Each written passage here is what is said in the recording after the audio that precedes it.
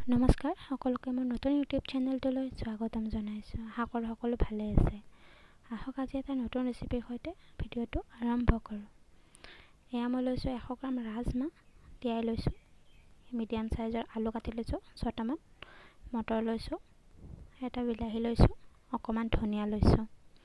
ইয়াতে লৈছোঁ পাঁচফোৰণ অলপ, 4টা কেঁচা জলকীয়া, এটা ডাঙৰ সাইজৰ পিঁয়াজ, আদা নহৰু পেষ্ট অলপ লৈছোঁ, 1 চামুচ জিৰা গুড়ি, 1 চামুচ কাশ্মীৰী মিৰ্চ, 1 চামুচ গৰম মছলা আৰু হালধি গুড়ি আৰু সোৱাদ অনুসৰি নিমখ।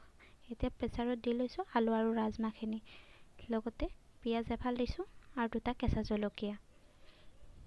ইয়াতে ½ লিটাৰ পানী দি দিছোঁ, ঢাকনি লগাই প্ৰেছাৰটো গেছত এতিয়া বহাই দিছোঁ।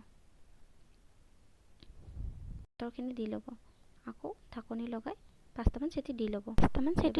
কেৰাহীটো বহাই মিঠাতেল দি লওক, 2 খিলা তেজপাত, 2টা কেঁচা জলকীয়া, পাঁচফোৰণ অলপ আৰু পিঁয়াজ অলপ দি মিহলাই লওক। ভালদৰে মিহলাওক। লগতে ইয়াতে আদা নহৰু পেষ্টখিনি দি লওক, লগত হালধি গুড়ি, জিৰা গুড়ি, এয়া কাশ্মীৰী মিৰ্চ দি লৈছোঁ আৰু অলপ গৰম মছলা, লগতে বিলাহীখিনিও দি লওক। ভালদৰে ভাজি লওক।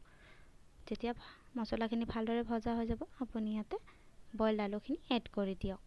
ইয়াতে সোৱাদ অনুসৰি নিমখ দি আপুনি ভালদৰে এবাৰ আপুনি ইয়াতে ৰাজমাহ আৰু মটৰখিনি এড কৰি দিয়ক। এবাৰ লৰাই লৈ 1 কাপমান পানী দি ল'ব।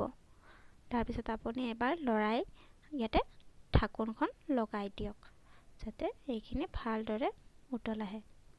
চাব আপুনি ইয়াতে ধুনীয়া উতল আহি আছে। আপুনি এবাৰ লৰাই লৈ যাতে আপোনাৰ চব্জিখন লাগি নাযায় আৰু সিজিছে নে নাই এবাৰ ভালদৰে চাই লৈ আপুনি ইয়াতে ধনিয়া পাত অকণ এড কৰি দিব।